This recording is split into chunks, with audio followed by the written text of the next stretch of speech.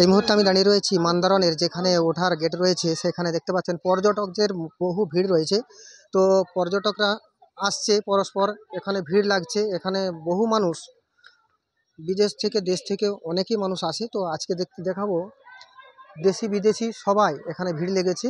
তো এই বছরের তুলনায় অন্যান্য বছরের তুলনায় এবছর সব থেকে বেশি ভিড় লেগেছে বলে এমনটাই মনে করা যাচ্ছে যে বহু মানুষই আসছে, কিন্তু সবাই একটাই বলছে যে অন্যান্য বছরের তুলনায় এই বছর সব থেকে বেশি মানুষজন এসেছে।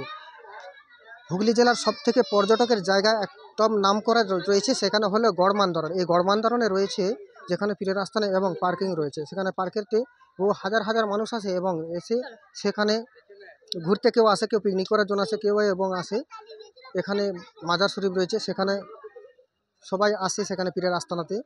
তো আজকে 1 জানুয়ারিতে দেখা যাচ্ছে পর্যটক হিসাবেই মানুষজন এসেছে।